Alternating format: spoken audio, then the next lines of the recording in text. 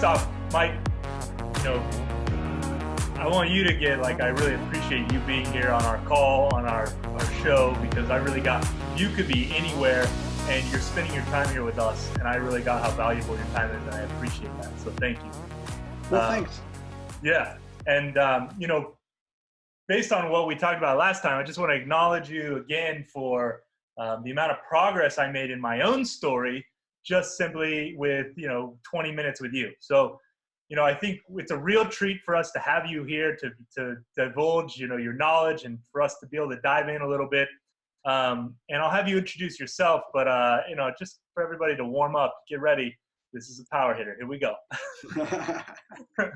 So go ahead, well, Mike. thanks. It makes the best feedback that I can ever get is that somebody's applying what they learned while we were in the same space together. I don't think it's me. It's not you. It's kind of a combination of the two of us creating something new. So congratulations on doing something with it and being ready. Good for you. Yeah, totally. All right. So, give us generally I start this with, who are you? How'd you get here? Give us your story. Sure. And what are you about? Yeah. Well, when I talk about myself, I sometimes like to share some of the things that I learned in my life that made me who I am today. And the first one of those was being an exchange student as a senior in high school in Brazil. I lived in 3 different cities while I was there, and I learned the language cold turkey. But one of the most important things I learned was that just knowing the words doesn't mean you really understand what people mean or who they are or where they're from or the context that they live in. For example, when you get on a bus here in the United States, it means one thing, but when you get on a bus in Brazil, it's a totally different experience with all kinds of different ramifications and social constructs and payment techniques and blah, blah, blah. It goes on and on. Everything is just interconnected. So when you're learning about somebody else, when you're coaching, or when you're helping somebody that you're coaching learn about others, it's really important for them to be able to step into somebody else's shoes and realize that the two of you can have an experience in the same place at the same time and just be right together, but you still walk away with 2 very different things. And learning how to see the world from the other person's point of view is a skill that I use now, even as an experienced designer. It's probably the #1 skill I use, which is why that story was so easy to retrieve. So beyond that, I did college like so many other people did, at University of Florida. Studied in the Soviet Union, majored in languages. That also helped me to hear things a little bit better. And I have a big RAM up here, for learning new words and new phrases and holding things people say until I really understand what it means. So another lesson for coaching, and something that I use in my design practice for customer experiences and stories, is to not lock into a definition too soon. Because you think you know what the other person means when they say a word that you know, but you might not. So you need to hang on to that and make sure that you know for sure what they're trying to say. Otherwise, you won't be able to connect with them as a client, as a coach, as a speaker, or whatever. Yeah. So a couple more things. After graduate school in international management and services marketing. Oh, by the way, services marketing is where you learn how to sell services, not products. And I learned that something really interesting about services. It's that the difference between that and product, which is a whole mental shift. Products you kind of make in advance of selling them. You have to have an inventory of products, and you usually make them in one place, deliver them somebody else. They go to a store, they get paid for, they go home. It's a really complex thing, and people don't like inventory, and that forces a behavior of pushing products on people. That's where pushy salesmen come from.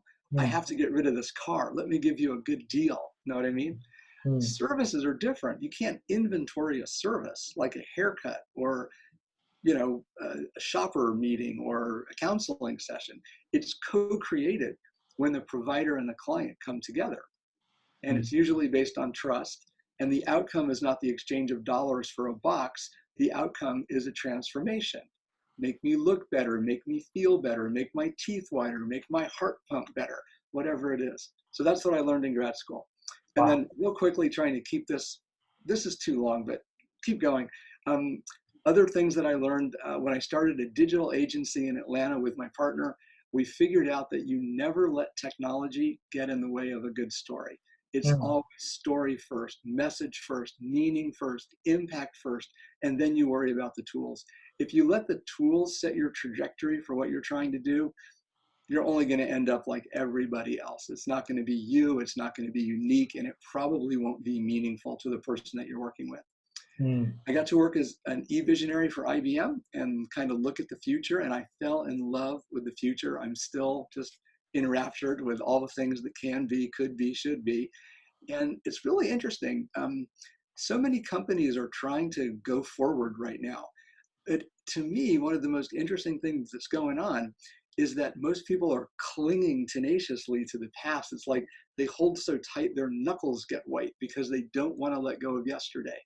So if you're planning for the future, this whole idea of experience and story design are really important because they let you let go, and they give you the freedom to paint a picture of how things might work and how your future might be. And if you put it into a picture, not just words, others can look at it and bring their best to the table.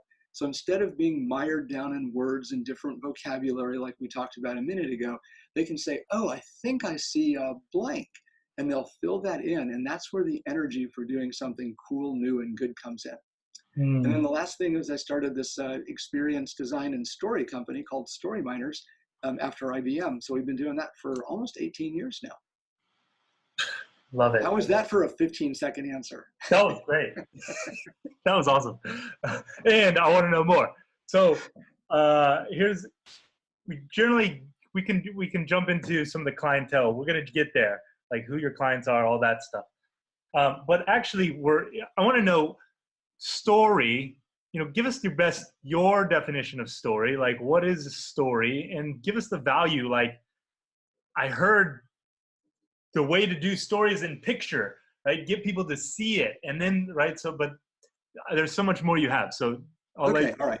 So without being rude, that's a really tough question because the bias is that there's one definition for story. So, a story can take the form of a play, a ballet, a children's book, a poem. It can be a spoken address. It can be a movie. A story can be a comic book with or without captions. A story can be what happened to me on the way to the dry cleaner today. It can be anything. So the most important thing about story, in my opinion, and for this audience, is that half of story is what you share with other people, and the other half is what they create in their heads. If you don't leave room for them to create something with you, they won't get you, and they won't get any value. Wow. So it's really a collaboration. Back to that services marketing thing, a story can't happen in a vacuum. Even if you record it and you're dead for 100 years, the other person is still part of the storytelling process. They're the receiver of it. But what's interesting for me, and I use this a lot in design, of whether it's story, experiences, strategy, to me it's all very similar, is that if the other person doesn't create something, they won't buy into it. So instead of going the traditional football player, 110%, give me your best. You can imagine a coach yelling that in your ear at practice. I say go 80%, go 70%. If it's a lazy person, go 90%, but don't go 100% because there's no room for them. And then it'll be like that Charlie Brown teacher, wah, wah, wah, wah, wah, and nobody hears what you're saying because they're the hero of their own story. They already know that. So if you admit that to them, if you give them a little bit of control, if you put them in the driver's seat and have a real dialogue, even if it's a one-way performance, you can still have a dialogue, then they're going to get so much more out of it. And so will you. Man, that was gold right there. I hope everybody's paying attention because that was gold. Okay, any ways to do that more effectively? Like, that range, Yes. that's an intuitive part. Give us what you got there. The first thing before you speak is you have to listen. You can't tell a good story unless you know who you're talking to, and that means listening. So before I go on stage as a speaker, I'm generally coming early, a day early, a couple of hours early, and I'll hang out with some of the audience, and I'll just sit down like I'm one of them and ask them what's going on. Of course, I'll introduce myself, but I'll ask them, why are you coming? And what issues are you facing? What is your world like? What is this industry like? I'll walk around the trade show floor to get a sense of where's the pulse of this industry. And of course, I've done my homework beforehand. But when you listen really carefully, you can shape your stories at the moment of delivery to be more meaningful. So for example, looking at you, what are the clues? I can see the stuff in your background. You're not a hoarder. You know, you're not a whole bunch of things, and you're young, and you've got a lot of energy, and you lean in whenever you really want my attention or to engage folks. So knowing that, I can incorporate a little bit of that in my storytelling or my sharing or my performing or in experience design. So if you listen to people before you talk, that's really key. And by listening, that means you have to kind of turn off that little part of your head that's figuring out what the next thing to say is. You have to know yourself well enough to trust that what you'll say next will be okay. And that takes a little bit of practice. Building that confidence doesn't come instantaneously. There's no pill or, three-step process that you can do. You just have to practice listening to what somebody else is saying and trying to walk in their shoes. Imagine, what is it like to be them? What's it like to face the issue that you're sharing with you? And that's a very common coaching technique as well. Most people should be familiar with that, either as a receiver or as a coach. Yeah. But, what I can speak to, at least for myself, is it's an addiction to be looking for that next thing to say, right? Like, it's all about me, or like what I want to say. And like, I want to contribute something here. And it takes so much for me to like take all my judgments and self-assessments out of the way and really get into your world. And like, what is all of it? Like, it's a practice that, oh man, I'm not very good at. Here's what I think it is. You just made me realize something, Brian, with your animation. It was that it takes a lot of energy to do that. It also takes a lot of energy to listen. Does that make sense to you? Yeah. All right. So if you're intently paying attention, your brain is going not about what you're going to say, but about what do they mean? Where are they coming from? What's next? And one of the things that you can use from, coming up with the next question, but using it to listen, is to try to anticipate. And anticipation is a really, really important concept, because when you can anticipate what's going to come next, you are really dialed in. You know what's happening. You can do it when you're listening to music that you've never heard. You almost know what the next riff is going to be. You feel like you're like the musician is just inside you, if that makes sense. When you're reading a great book, you feel, oh my God, somebody finally put those thoughts that I've had forever into words. And if you're trying to deliver a better experience, you're kind of guessing at what the customer might need next. Like if you've ever been into a really well-designed Japanese hotel, and I was in one in Korea, and everywhere I turned, like to put my luggage, there was already a place to put my luggage. And for women, there was a place to hang her purse so she didn't have to carry it from here to there. It's just amazing what they thought of from doing the anthropological exercise of just watching the other person without bringing a lot of bias to the table. And I think that works for story as well. Just lean into what the other person's really saying and ask them meaningful questions. Don't assume, even on the most basic stuff. And again, it's practice. So the first couple times you do it, don't make it a first date when you try this out, because you might really flub up, but keep practicing. Totally. Yes. I want to dive in. What you pointed to there is something I've never seen, but the anticipation you're talking about as like a way to listen into somebody. Right? I feel like often I'm anticipating and then I'm like, yep, I know where this is going and I'm ready, right? But like that same part's there, but then it keeps taking me to re-engage. But, I don't know, anything to distinguish what anticipation is a little further. What do you say? Well, I think there are a couple of flavors of it. Let's start there, and then you redirect me with another question. Okay. So recently, I was working with a group of execs on their company story. They haven't been able to solve it for years, so they brought me in, and we were doing this little role play type of a thing. And sure enough, this guy comes over, he pumps my hand really hard, like, used car salesman. When I pointed that out to him, his face kind of, he was just disheveled by that. But what happened is he kept asking me question after question after question. And he realized himself that what he was doing was kind of pushy and very directive. He didn't leave me any space to do anything. I felt like I was being, grilled, or this was an inquisition of some kind. Like I was on trial for doing something and I hadn't even been picked up by the police. This wasn't fair, So yeah. He was anticipating what he wanted me to say. And the interesting thing was the guy who was standing with him in this role play, because there was two people from one company and I was playing this new guy. He was wondering if I was worth time to spend with. Right. That's what was on his mind the whole time. Should we talk to this guy or not? I mean, we're here to make deals, man. Blah, blah, blah, blah, blah, blah. So I was sharing with them that the most important thing you can do when you're with another person, and one way to think of it, my opinion for yesterday when this happened, is try to be a human first. Just be a human.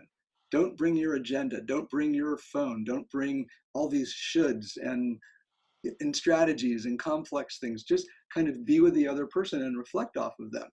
And I learned from taking an acting class from a really good teacher that when you're just present in the moment with folks, all kinds of exciting things happen, and you can learn to read things a lot better.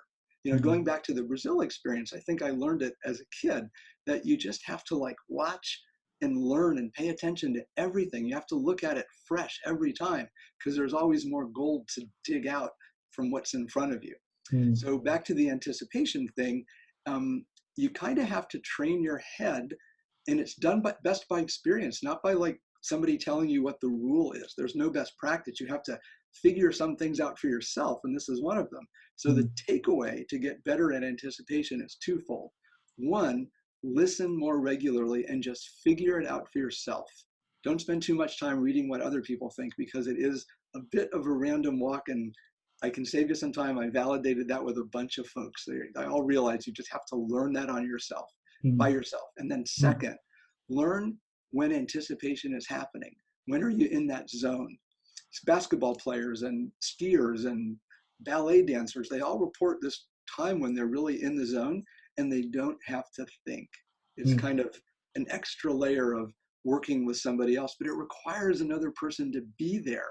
You can't do that so much by yourself. You can't play a great game of pool well, yes, you could by yourself, but it's so much more meaningful when you're doing it with others. So same thing with the conversation. So that's my my take on the two things to do with anticipation. Yeah, brilliant, brilliant. Love it. And the big takeaway there is you just got to practice, and you got to practice with people. And that's all there is, right? So, absolutely, yeah. So where we come from is everybody needs a coach in the world, right? Or not needs, but everybody deserves a coach in the world, because that's the best part. It's design co-creation for your life. What do you want? Yeah. Yeah. Do you have a comment on that?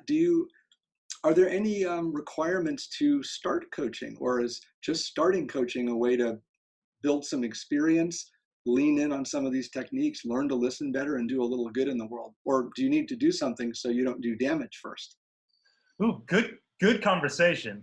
And there's many different diverse views on how that should go, right? I guess I'm curious about what you think about that first. If I were a surgeon, I would probably want to go to school and practice on a dummy and some cadavers and things like that, and have somebody watch me before I cut into somebody, because that's a very high risk thing. Yeah. And then I've seen some people do some real damage offering advice to people when they don't recognize that that person's going through something really, really critical, because they're not trained in basic mental health. I'm not trained in that myself, but I know enough to know when I don't know. At least I think I do a little bit. Yes. So reserving your scope of work so you don't become a god in your own head, I think, is really important. So being humble, I think, is a safe way to start to practice some coaching. And what I've done professionally, whether it's experience design or customer experience or writing or business development and things like that, is I'll put together a mastermind group, and we set up a contract at the beginning of what we'll do for each other, with each other, and what our limits are. So everybody goes in a very knowing way, and we double check each other. These are usually 3 to 6 people type of a thing. And there's a certain amount of group honesty. And it's also an insurance policy to make sure one person's not leading another one in a really dangerous way. Yeah, so you can get some experience when you're really early, so you can, in addition to learn your way forward, you can feel your way forward. Because a lot of skills in coaching and design and story and listening, they have to be learned, and it's an experiential thing. It's not just give me an injection of a B12 vitamin and I'm better. You can't get a dose or a pill of knowledge or skill. You have to spend some time practicing your craft. Yep, it's all honed. Yeah. Got it. Yes. And I think to that, it's a brilliant, because this is the discussion, I mean, every day around coaches, right? Are they certified? Like, are you cert? And, our goal is to build a marketplace to really showcase the people that are doing it well, regardless of what certifications you have, right? To even showcase, these are the certifications, the models that work best, right, for people. Um, but there is like a clear, when are they stepping past and like not knowing where their scope is? And, I think that's where we are going to be an open forum around how we collectively as this company and our product are actually going to go about that, and always willing for Brilliant. input. So there's something to discuss and a distinction in there around where your scope of work is and where you're not going to be, and how do you set up that agreement up front with people. That's clear communication, which is the basis of everything we're up to, is to make sure people are communicating authentically with everything, their story and what they want to create and everything, right? So cool. So yeah, man. Go ahead. I want to go back to something that we said a little while ago. I said, I'm in love with the future. I'm enamored by it. Well, I want to remind everybody that's listening and watching that before we had best practices and certifications, we still had coaches. And just because we have a best practice or a certification today doesn't mean it's the best thing since sliced bread. And that's true of any profession. The state of the art is always advancing. We know that radiologists can be aided by machine learning to make better diagnoses. Pretty soon, software is going to be able to analyze the intent and the sentiment of your words into feelings so that coaches can help guide you better. So I really love your posture on this, Brian, because it means that you're an ephemerally learning, an always-on learning organization, and you'll be taking that leading edge at wherever practitioners are forward. And that's a super valuable place to be in. So 2 thumbs up for me on that one. Thank you. Yeah, got that. Always a discovery. And personally, the contract between you and I is, if you ever see me knowing too much, you get to call me on it. Well, I'll take that too. Let's make that a two-way commitment. All right. Well, let's talk specifically about story miners, who your clientele is, like how, who's going to be a good client for you. Give us, and then, I'll ask some questions past that, but give us that. Sure. Well, some of the clients that we've worked with in the past are retailers that are stepping into retail for the very first time. They've never had a store, but they want to add retail to their marketing mix. So they need to do the following things. They need to extend the definition of their brand from just a mission statement and a promise to do A, B, or C into the world of retail, where the promises are myriad. You've got to have the right products, sell them in the right way, service them, greet customers, provide air conditioning, toilets that work, friendly employees, receipts and cash registers and rent and air conditioning and displays and blah, blah, blah. It's really complicated. So we extended their brand using this was Transitions Optical, and we used the shape of an eyeglass lens, which was their brand, and we kind of extruded that so it was like a 3D cylinder that looked like glasses, and that became the main object or model for the store. The furniture was based on that, the see-through windows were based on that, the signage was based on that, so it was all very optically grounded. We figured out the programming for the store, which is like where you can go to do different things. We built prototype technology for them so that you could do a glasses try on. And this one little thing is like so interesting for me. And I don't know why people didn't figure it out before 2013 when we did this project. But if you have to wear glasses, okay, I can see clearly, and pretend the camera is the mirror, okay? If I want to go try on, I don't have another pair, a different pair of glasses, I put those on, but they have no lenses. I actually can't see myself. So what good is that? It doesn't make any sense. So we developed some technology that would snap a picture, snap a picture, snap a picture. And you could try on X number of pairs of glasses. And then when you walked back in front of this big mirror / monitor, you could just like turn your head and all of the heads would turn in unison. So you could see what your face looked like with all those different glasses on, and you could make a choice, okay? Wow. So that's how you can like imagine what customers want, find that problem that they're looking to solve and solve it for them. So that was one that we did. Wow. We worked with an apparel design company. The name originally was Alternative Apparel. They just got sold as a brand of Hanes.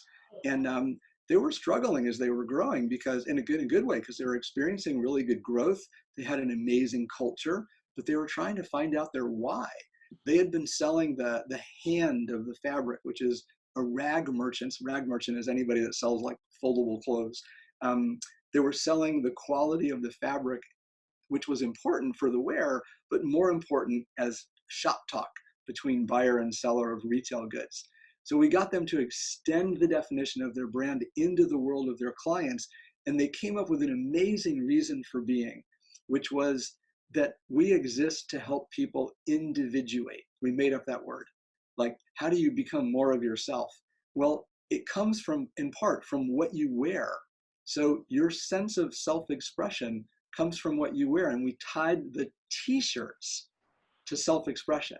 And they came up with an advertising campaign that was really cool. It was all about people wearing t-shirts in unexpected places: weddings, funerals, playing football, state dinners, all kinds of crazy stuff. It's okay to be who you are wherever you are, whenever you are. And this was pre, this renewed sense of equality and the importance of it. This was a while ago, and that really, really took.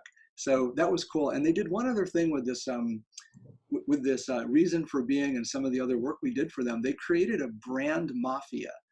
And the brand mafia's job, it's made up of a select group of employees, it's invitation only, is to keep the experience for employees and customers fresh.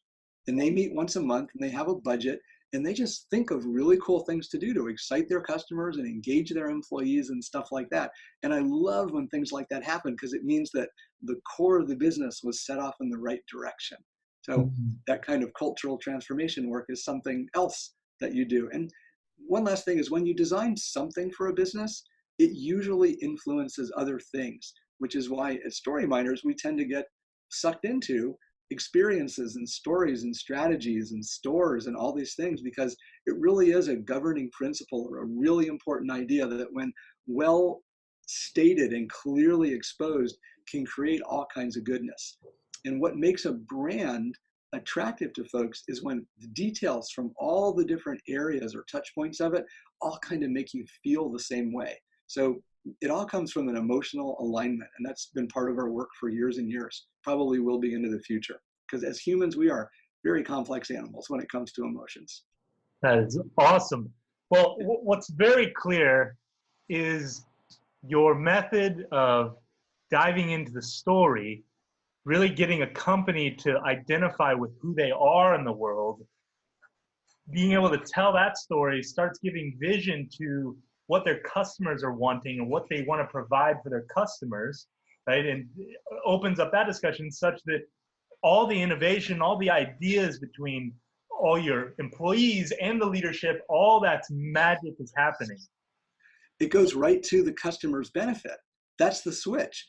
Because for so long, and I love that you brought that out, for so long, Americans, ever since, I guess, forever, and before that, people before Americans, before we existed as a country, they were all about doing more for themselves. Let me buy low, sell high. Let me sell this guy a gold watch that he doesn't need, and I know he can't afford it, because I need to make the sale. Well, this kind of thinking is all about how can you create customer value, i.e. value for the customer. Customer lifetime value, in my opinion, should not only be defined as how much money can you suck out of a client's wallet. It should be about how much can you create for them that they care about. That's what a business is really in business to do. If you keep a little bit of profit, that's your reward for doing a good job. And if you design that way, and you bring the full force of your enterprise and the people and the creativity to the benefit of your customers, it unleashes all kinds of goodness. And it makes the life better for customers, which means they repatriate your business, they tell their friends, they stick with you longer, they put up with some of your mistakes. Your employees get more engaged, they feel proud, they feel like they're at home, they're happy to come to work, they go home and talk to their family in a positive way about what happened. And with all that goodness going on, shareholders get their piece as well, and they don't have to be difficult about it. Totally. It makes it so clear when everybody knows where they're standing and what they're standing for, right? I love that phrase, where they're standing and what they're standing for. That's beautiful. Good job. So, that's individually, we say that the company is just a great warehouse or factory where people can come find themselves in not only where do I individually stand inside of this company's stand for the Mhm. world, right? And then it just takes the next level of coaching, like the next level of dialogue for how is it that we design a customer experience inside of your business such that this human being sees that every one of their actions leads to Mm. their personal growth and transformation, right? I That's so love that you're talking about that. That is so cool. yeah, man. And this is where our clear alignment is, right?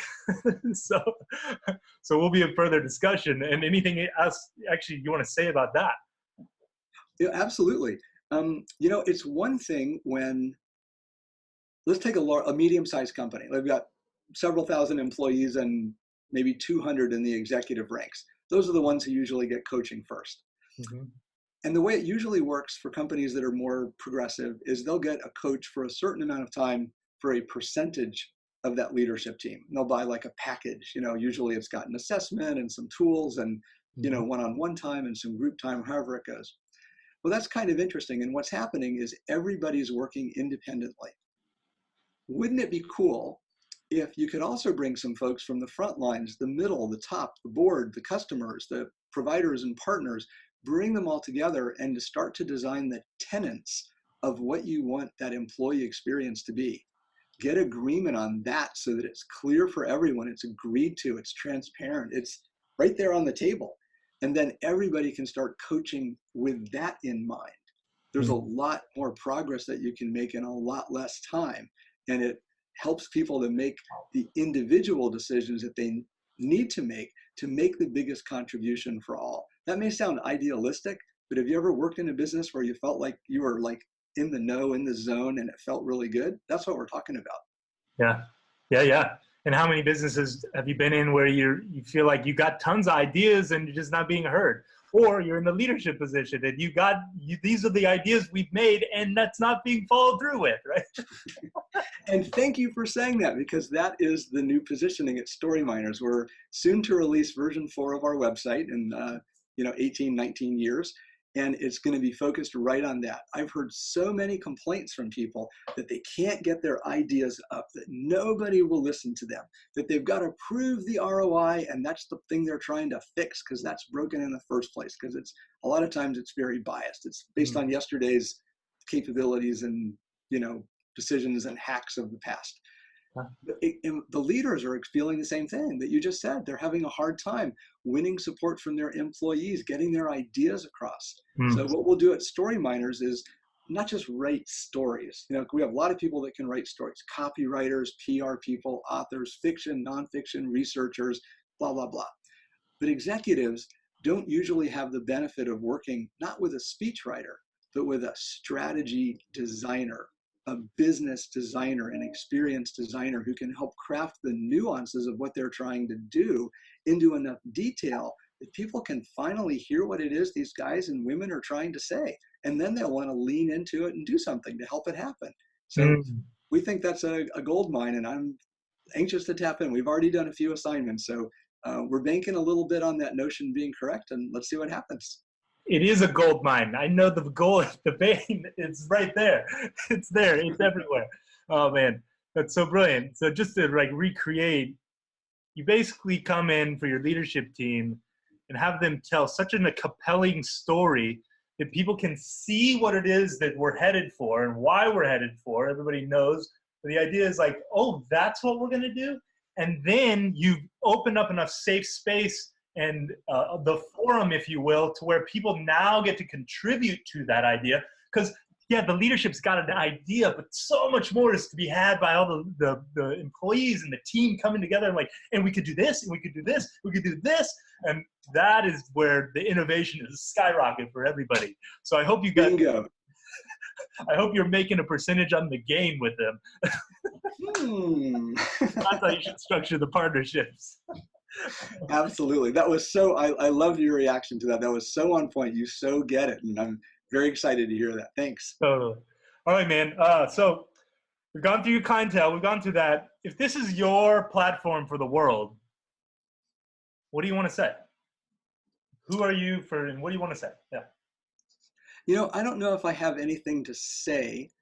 other than I encourage everybody that's listening to try listening in a little bit more and seeing what that does.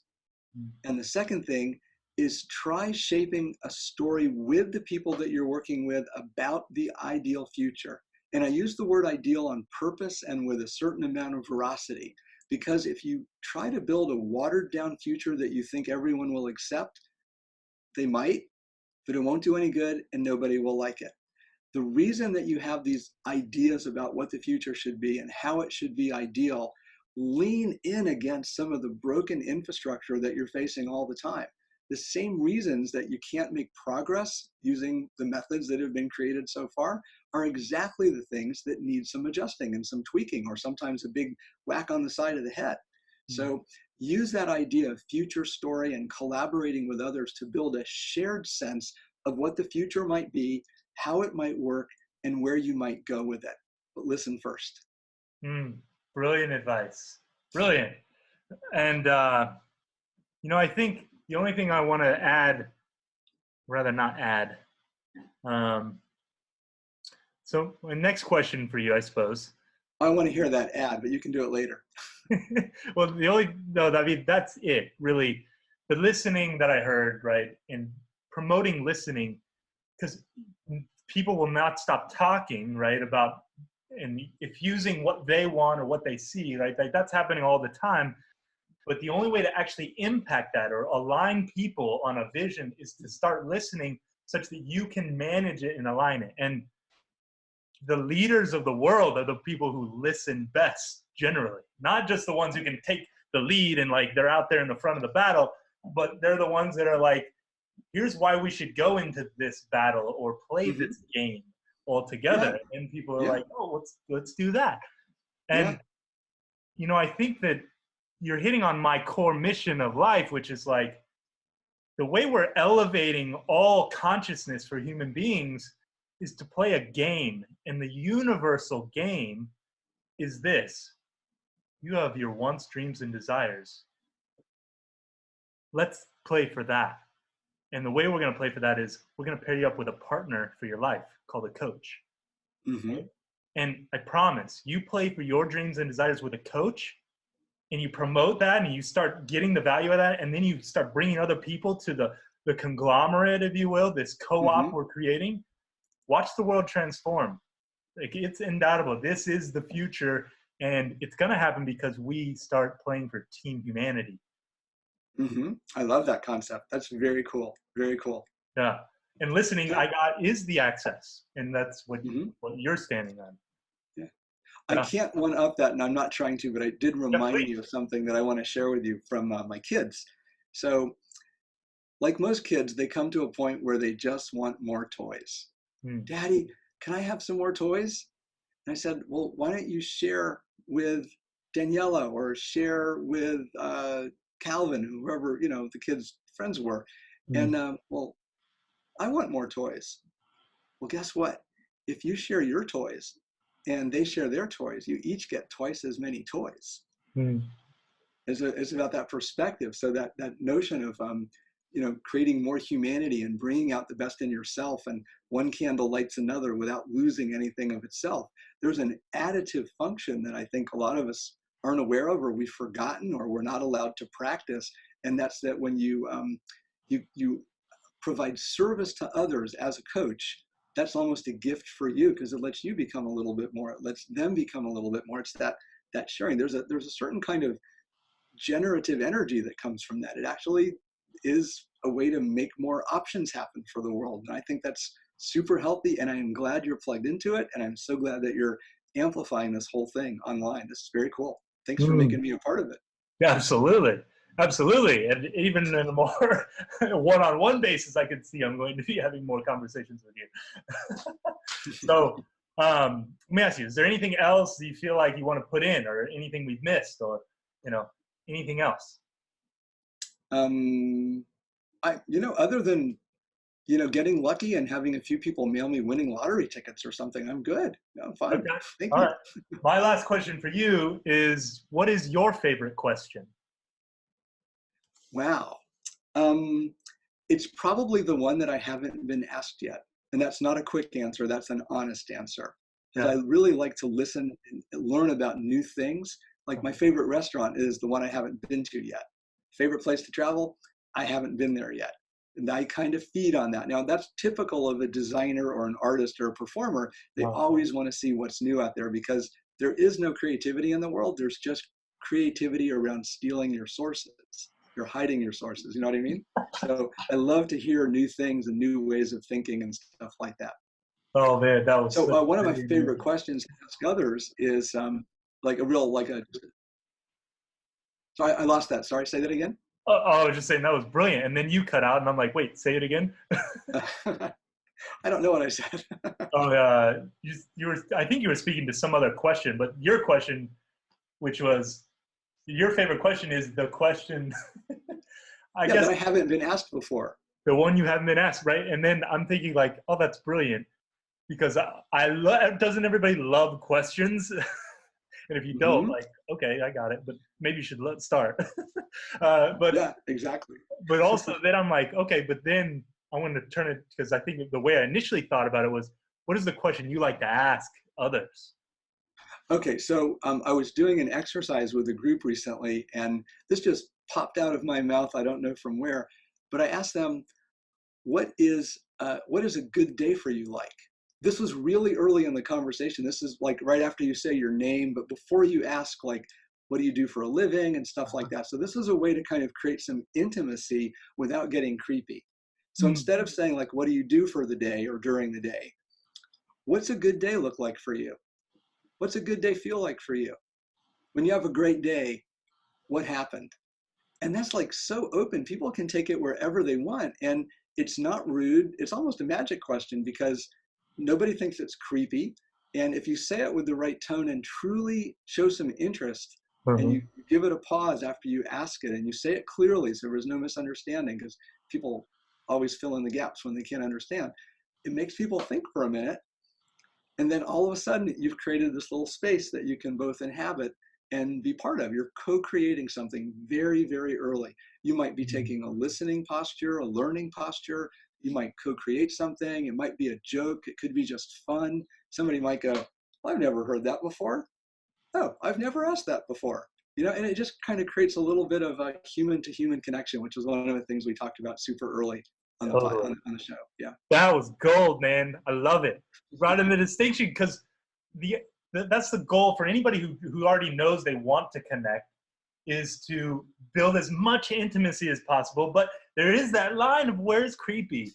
And what you've given us is an opportunity for us to put it in a positive light. It's totally up for Mhm. discovery. Here, what do you think? Right? Yeah. And just enough context that it allows them to start formulating something. Hmm. So Yeah. love it. That's so Yeah. brilliant. Yeah. Good. Good. And it's so good.